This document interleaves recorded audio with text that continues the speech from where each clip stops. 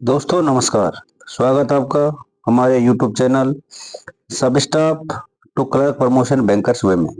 आज काफी दिन के बाद क्लास आई है, तो कारणवश क्लास नहीं आ पाई थी, उसके लिए हम क्षमा चाहते हैं और माफी चाहते हैं। और कुछ रीजन भी हो गए थे, इसलिए क्लास नहीं आ पाई। केनरा बैंक का तो पेपर हो चुका है। कई ने मेरे व्हाट्सएप किया था कि सर क्वेश्चन काफी आ रखे थे और बहुत हेल्प भी हुई, और उनको थोड़ा दिक्कत आई उनकी प्रैक्टिस कंप्यूटर में। ठीक है, तो आप भी लगातार पढ़ते रहिए ताकि आपको भी ज्यादा समस्या ना आए। उन्होंने जितना पढ़ा था उतना उनके लिए आया, और बाकी आप लोगों के लिए भी क्लासें आती रहेंगी। और अगर आप लगातार प्रैक्टिस कर रहे हैं तो फिर कोई भी दिक्कत आपको नहीं होने वाली है। तो बिना किसी देरी के, क्योंकि मेरे लिए बहुत सारे मैसेज आए थे कि सर क्लास नहीं आ रही है, सर क्लास आपकी नहीं आ रही, तो क्लास आज फाइनली आ चुकी है। तो आप इसको जरूर देखें और जरूर प्रैक्टिस करें। चाहे आज आपकी तो छुट्टी होगी, सैटरडे है, घर पे हो कहीं भी हो, क्लास जरूर देखिए, क्योंकि 9 फरवरी को पीएनबी का पेपर भी है। ठीक, एसबीआई का पेपर है, तो इसको देखना ना भूलें और प्रैक्टिस करते रहें। शुरू करता हूँ आज का सेशन। आज का जो पहला क्वेश्चन है वो रहा आपकी स्क्रीन पे, ये कि एनईएफटी क्या है। पहला ऑप्शन है कि एनईएफटी क्या, उसकी फुल फॉर्म नहीं पूछनी है कि उसकी वो है क्या, ये बताने की जरूरत नहीं है ना, क्योंकि आपको तो पता है उसकी फुल फॉर्म होती है नेशनल इलेक्ट्रॉनिक फंड ट्रांसफर। लेकिन यहाँ पर पूछा है कि एनईएफटी क्या है।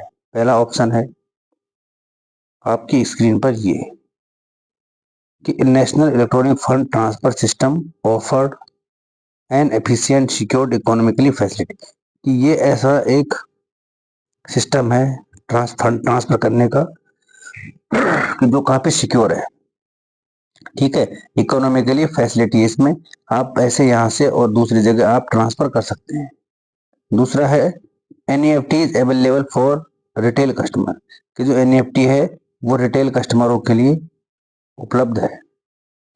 थर्ड है NEFT is an end to end covers only the networked branches, कि जो एनईएफटी है वो हर एक ब्रांच को कवर करता है। आप किसी भी आप ब्रांच की बात कर लें। और चौथा ऑप्शन है ऑल ऑफ द अबव, तो इसका आंसर हो जाएगा ऑल ऑफ द अबव, क्योंकि जो एनईएफटी है वो हर फंड भी ट्रांसफर करता है, सिक्योर्ड भी है, रिटेल कस्टमर के लिए भी है, हर जगह हर ब्रांच में आपकी इसको फैसिलिटी मिल जाएगी।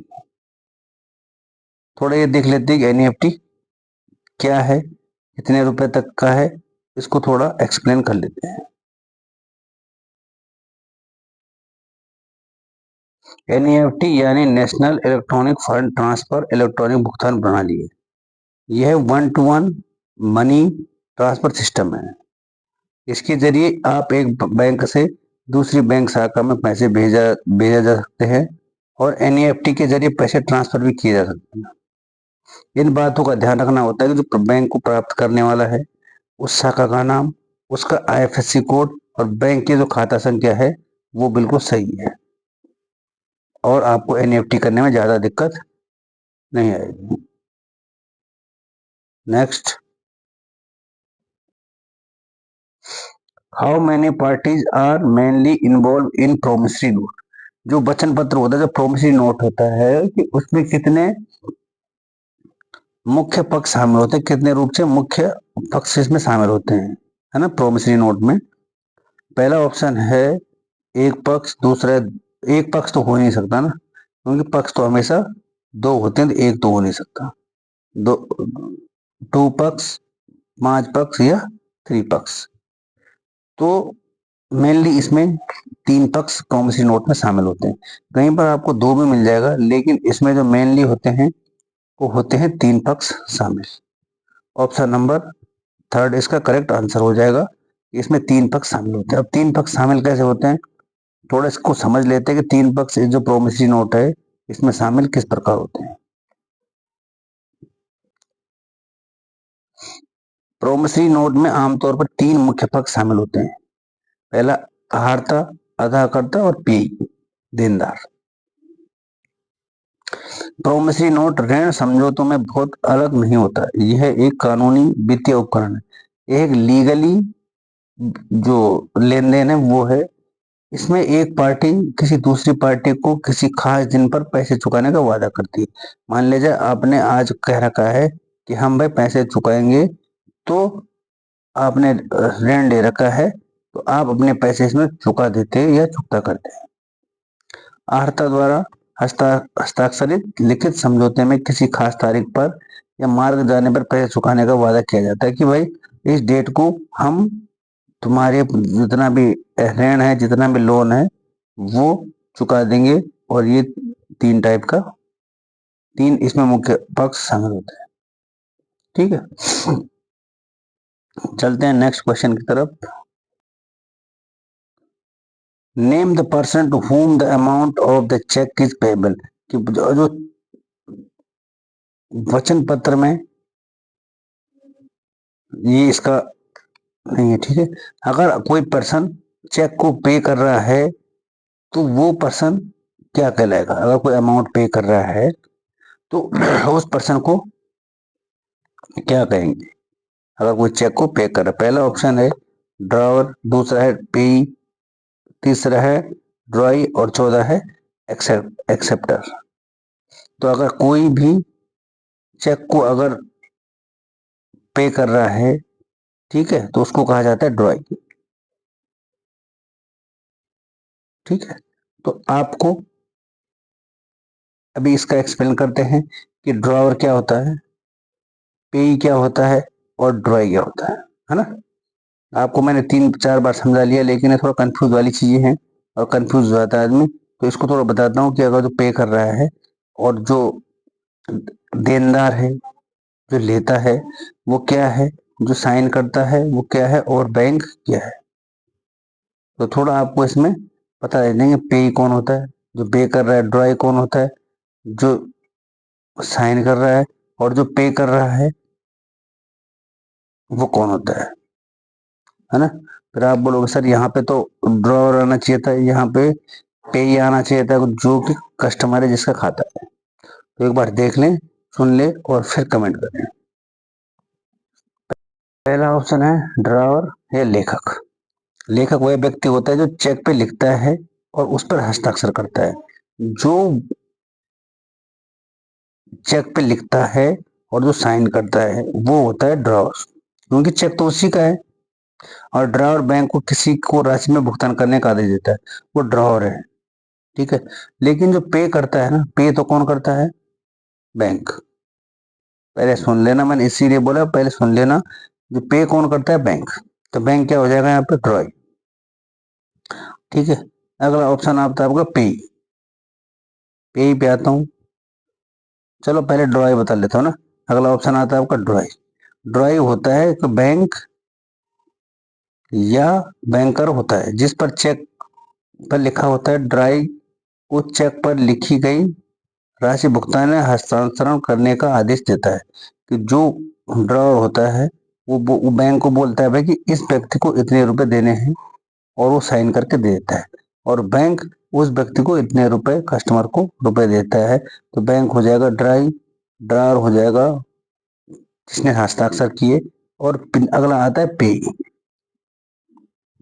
पे वो व्यक्ति होता है कि अगर चेक में राशि लिखी गई राशि का जो भुगतान कर रहा है, मतलब जो ले रहा है। अदाता स्वयं है, कोई अन्य व्यक्ति चेक निकाल सकता है या कोई खुद ही हो सकता हो, या किसी और व्यक्ति को अगर कस्टमर को उसने रुपए देने होंगे तो वो पे ही हो जाएगा जो रुपए ले रहा है, चाहे कोई भी। ठीक है, लेकिन ड्राई हो जाएगा बैंक, ड्रॉर हो जाएगा जो साइन करने वाला। इसलिए बोला पहले देख लेना, फिर बोलोगे सर ये गलत है और ये सही है। चलते हैं नेक्स्ट क्वेश्चन की तरफ। अगला क्वेश्चन है विच of the following function is performed by banks. कि इनमें से कौन सा कार्य बैंक के द्वारा किया जाता है। पहला ऑप्शन है एक्सेप्टिंग डिपॉजिट, किया जाता है deposit.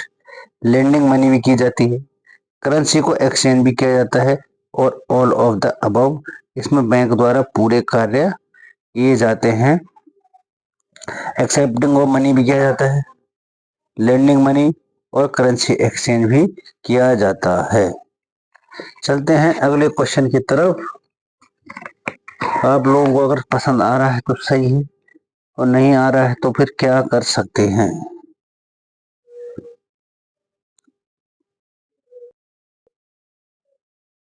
Which of the following is an initiative in e-banking sector? कि इनमें से जो ई बैंकिंग सेक्टर है उसमें ये कौन कौन से जो वो है वो यूज किए जाते हैं इनिशिएटिव। पहला है एटीएम यूज किया जाता है, दूसरा है आरटीजीएस ई बैंकिंग में यूज किया जाता है, तीसरा एनईएफटी एनईएफटी को ई बैंकिंग में यूज किया जाता है, और चौथा है ऑल ऑफ द अबव। तो इसका आंसर हो जाएगा ऑल ऑफ द अबव। अब ई बैंकिंग होती है, मैंने आपको बता रखा है, जो इलेक्ट्रॉनिक बैंकिंग होती है उसे ही ई बैंकिंग कहा जाता है। इलेक्ट्रॉनिक बैंकिंग को ई बैंकिंग के रूप में जाना जाता है। थोड़ा देखते हैं ई बैंकिंग का क्या और सीन है। ई बैंकिंग बैंकिंग की ऐसी सेवा है जिसके जरिए ग्राहक इंटरनेट के जरिए अपने बैंक खातों तक पहुंच सकते हैं, वित्तीय लेन देन कर सकते हैं। इसे इंटरनेट बैंकिंग या ऑनलाइन बैंकिंग भी कहा जाता है। ई बैंकिंग के जरिए ग्राहक कई तरह के पैसे ट्रांसफर कर सकते हैं, जैसे कि पैसे का transfer. Next, how many banks were nationalized in 1969? कि 1969 में कितने बैंकों का राष्ट्रीयकरण हुआ था? पहला ऑप्शन है 14, 1, 8 और पहला ऑप्शन है करेक्ट आंसर हो जाएगा 14। कि 1969 में 14 बैंकों का राष्ट्रीयकरण हुआ था। उसके बाद 1980 में और 6 बैंकों का राष्ट्रीयकरण हुआ था। 1969 में पहले 14 बैंकों का राष्ट्रीयकरण हुआ था, और ये राष्ट्रीयकरण 1969 19 जुलाई को हुआ था। इंदिरा गांधी उस टाइम सरकार में थी, और किसी की चेतावनी और प्लानिंग कमीशन के साथ चर्चा किए गए बैंक कंपनियों उपक्रमों का अधिग्रहण और हस्तांतरण किया गया, और इन बैंकों का फिर राष्ट्रीयकरण किया गया। उसके बाद सनातन 1980 में, उसके बाद और 6 बैंकों का राष्ट्रीयकरण किया गया था 1980 में। 6 और बैंकों का राष्ट्रीयकरण किया गया। नेक्स्ट, कि what are the duties of bankers? कि बैंकर्स की क्या ड्यूटी होती है? पहला ऑप्शन है to help to client financially need, कि ग्राहक की वित्तीय जरूरतों को मदद करना। ऐसे नहीं कि उसको अपने रुपए दे देना, लेकिन अगर वो आपके बैंक में कस्टमर आता है तो उसकी हेल्प कर देना। अगर उसके फटे पुराने नोट लेके आता है तो उसकी हेल्प करना। नेक्स्ट आता है to keep track the financial status of the client, की ग्राहक का जो वित्तीय स्थिति है उस पर नजर डालना, कि उसका कितना बैलेंस रह गया, कितना उसने लोन लिया है, तो ये चीजें सब उसकी स्टेटस पे नजर रखना। नेक्स्ट आता है to keep account financial record, कि उसके जो वित्तीय रिकॉर्ड है उसकी सटीक जानकारी को रखना। और चौथा है ऑल ऑफ द अबव। तो ये सब चीजें एक बैंकर्स की जिम्मेदारी होती है, एक ड्यूटीज होती है जो एक बैंकर कस्टमर के लिए करता है। नेक्स्ट, अगला क्वेश्चन है mortgage is applicable to which of the following? कि इनमें से मॉर्गेज किस पे लागू होता है? पहला ऑप्शन है मूवेबल एसेट्स, दूसरा है इमूवेबल एसेट्स, तीसरा है बोथ ए एंड बी, चौथा है इनमें से कोई नहीं। तो जो मॉर्गेज होता है वो होता है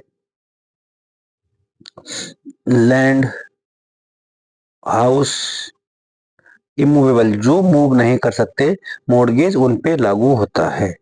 तो इसका जो करेक्ट आंसर हो जाएगा वो हो जाएगा ऑप्शन नंबर बी। जो मॉर्गेज है वो इमूवेबल एसेट्स पे लागू होता है। ठीक है, और मूवेबल पे कौन सा होगा ये आपने कमेंट सेक्शन में बताना है। प्लेज होगा कि हाइपोथेकेशन हो जाएगा, है ना। थोड़ा देखते हैं मॉर्गेज क्या है।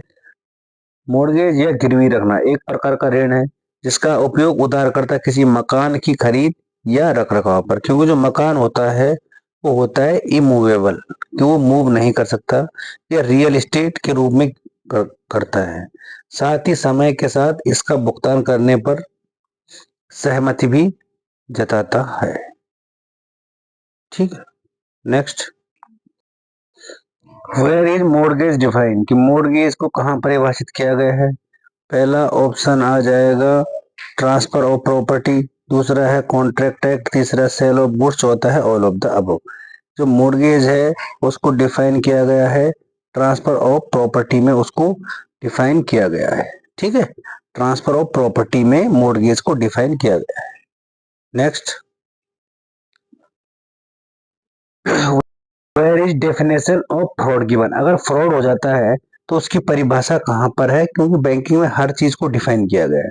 तो अगर बैंक में फ्रॉड हो जाता है तो उसकी परिभाषा कहाँ पर है। पहला ऑप्शन है इंडियन कॉन्ट्रैक्ट एक्ट 1872, दूसरा है आईपीसी 1860, चौथा है ए एंड बी, चौथा है नन ऑफ द अबव। तो जो फ्रॉड है उसको डिफाइन किया गया है 1872 कॉन्ट्रैक्ट एक्ट के अंदर ही, कि अगर आपके साथ धोखाधड़ी हो जाता है तो उसको यहाँ पे डिफाइन किया जाता है कि आप उसके लिए क्या क्या सॉल्यूशन निकाल सकते हैं। नेक्स्ट, अगला क्वेश्चन है consumer protection act is applicable to, जो उपभोक्ता संरक्षण अधिनियम है वो किस पर लागू होता है। पहला है इमूवेबल गुड्स पे, दूसरा है मूवेबल गुड्स पे, तीसरा है स्पेसिफिक गुड्स एंड सर्विस पे, और चौथा है ऑल गुड्स एंड सर्विसेज पे।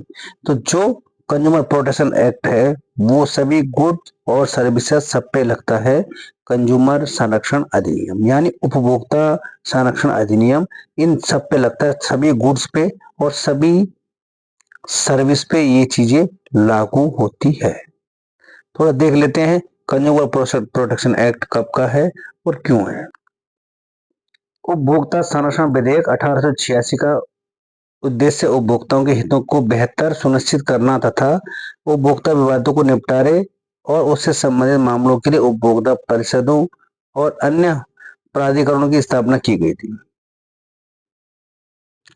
कि जो भी उपभोक्ता है उनके लिए 1986 में कंज्यूमर प्रोटेक्शन विधेयक लाया गया था, ताकि अगर जो भी ग्राहक है उसके लिए किसी भी जो समस्या है वो उससे न जूझे, उसको कोई भी फ्रॉड का सामना ना करना पड़े। तो इसलिए इस एक्ट को लाया गया था, गुड्स और सर्विस के लिए दोनों के लिए लाया गया था। ठीक है, सामान के लिए भी और सेवा क्षेत्र में भी कंज्यूमर प्रोटेक्शन एक्ट को लाया गया था।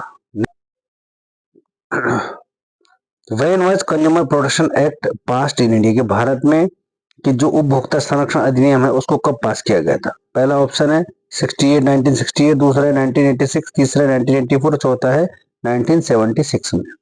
तो जो कंज्यूमर संरक्षण एक्ट है अभी मैंने आपको आगे बताया कि उसको 1986 में उसको पास किया गया था।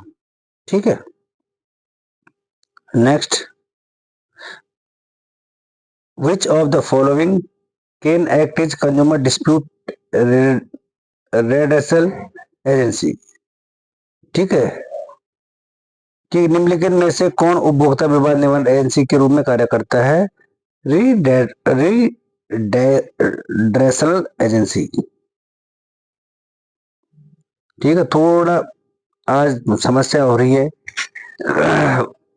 आवाज में, क्योंकि 2-4 दिन जुकाम और बुखार है, तो इसलिए थोड़ा एडजस्ट कर लेना है ना। निम्नलिखित में से कौन उपभोक्ता विवाद निवारण एजेंसी के रूप में कार्य कर सकता है। पहला है डिस्ट्रिक्ट फोरम, दूसरा है स्टेट कमीशन, चौथा है नेशनल कमीशन और पांचवा है ऑल ऑफ द अबव। तो जो एजेंसी है कंज्यूमर डिस्प्यूट एजेंसी है वो all of the above, district forum में भी काम करती है, स्टेट कमीशन भी काम करता है और नेशनल कमीशन भी काम करता है। इसका आंसर है ऑल ऑफ द अबव। ठीक है, इसको कहते हैं रीड्रेसल। फिर आप बोलोगे सर आप तो खुद नहीं बोल पाए और आप हमारे को बता रहे हो ना, इसको बोलते हैं रीड्रेसल, है ना, रीड्रेसल। थोड़ा आवाज की दिक्कत है कि जो रीड्रेसल एजेंसी है ये डिस्ट्रिक्ट फोरम भी काम करता है इस रीड्रेसल एजेंसी में, और स्टेट कमीशन भी और नेशनल कमीशन भी। ठीक है, तो इसका आंसर है ऑल ऑफ द अबव, इसका आंसर हो जाएगा ऑल ऑफ द अबव। अब सुन लिया ना, रीड्रेसल एजेंसी है वो। पहली बार तो नहीं बोला गया था। चलते हैं नेक्स्ट।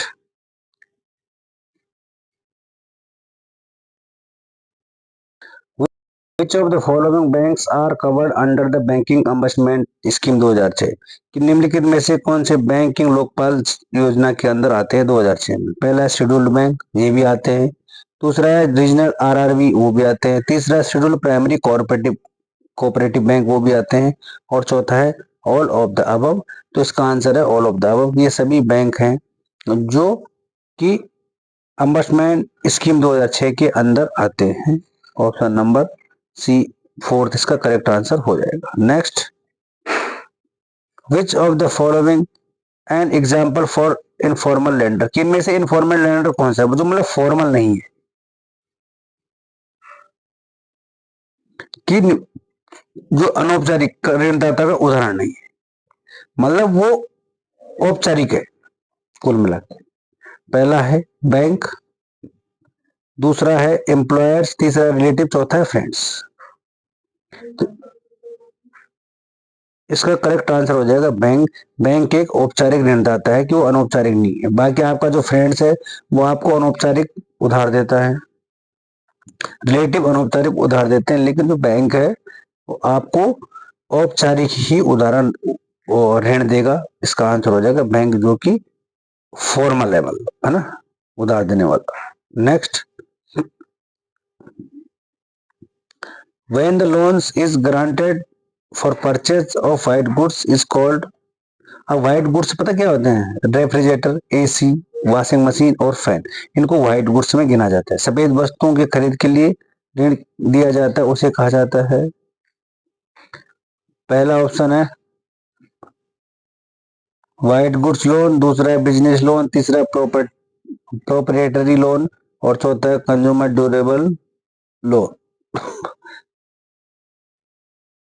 तो इसे कहा जाता है consumer durable loan. Option number fourth correct answer हो जाएगा। आज का अंतिम और लास्ट क्वेश्चन की, जो FCR bank account are maintain in the form of foreign currency non residence. FCR की फुल फॉर्म होती है फॉरेन करेंसी नॉन रेसिडेंट। की एफसीआर बैंक खाता किस रूप में रखा जाता है? पहला है सेविंग के रूप में, दूसरा है करंट के रूप में, चौथा है टर्म डिपॉजिट, फिक्स्ड के लिए 1 से 5 साल के बीच में होता है, और चौथा है ऑल ऑफ द अबव। तो जो एफसीआर अकाउंट है वो जो भी वहां की मुद्रा है उसी में होता है ना, चाहे डॉलर में है तो डॉलर में होगा। तो उसके लिए उसको रखा जाता है टर्म डिपॉजिट, फिक्स्ड डिपॉजिट में उसको रखा जाता है ना। तो थोड़ा एफसीआर देख लेते हैं, क्या है एफसीआर? एफसीआर यानी foreign currency non resident account, ये एक डिपॉजिट है, ठीक है, सावधि जमा है। यह विदेशी मुद्राओं में पैसा रखने और उस पर ब्याज पाने के लिए खोला जाता है। कि अगर आपने कोई विदेशी मुद्रा है, कहीं बाहर की करेंसी है, तो उसके लिए खोला जाता है। यह एक एनआरआई, जिसको नॉन रेसिडेंस इंडियन, भारतीय मूल, पर्सन ऑफ इंडियन ओरिजिन, है ना, भारतीय मूल, पीआईओ की फुल फॉर्म होती है, and overseas citizen of India, OIC के लिए फायदेमंद होता है। एफसीआर खाते के बारे में तो जानकारी बताते हैं कि यह खाता निवासी भारतीयों के लिए एफडी की तरह काम करता है, लेकिन विदेशी मुद्रा में इसमें अमेरिकी डॉलर, पाउंड, यूरो, जापानी, ऑस्ट्रेलिया डॉलर और कनाडाई डॉलर जैसे मुद्राओं में इसको रखा जाता है। इस खाते में जमा रकम पर मिलने वाले ब्याज पर आयकर नहीं लगता। इस खाते में एक निश्चित अवधि के लिए रकम की जाती है, जिसका कि 1 से 5 साल के बीच उसका टाइम पीरियड हो जाता है। तो दोस्तों ये था आज का सेशन और ये था आज की क्लास। अगर आपको कहीं पे गलती मिस्टेक हो तो उसके लिए मैं माफी चाहता हूँ, क्योंकि आज बहुत दिन के बाद ही आया हूँ और थोड़ा स्वास्थ्य में गड़बड़ थी और बाहर था मैं, तो इसलिए आवाज भी आपको ऐसी लग रही होगी। तो फिर मिलेंगे एक और नई कक्षा के साथ। और अगर आप हमारी क्लास में पहली बार हैं तो चैनल को लाइक, शेयर और सब्सक्राइब जरूर करें। फिर मिलते हैं एक और नई क्लास के साथ, तब तक के लिए थैंक यू और धन्यवाद।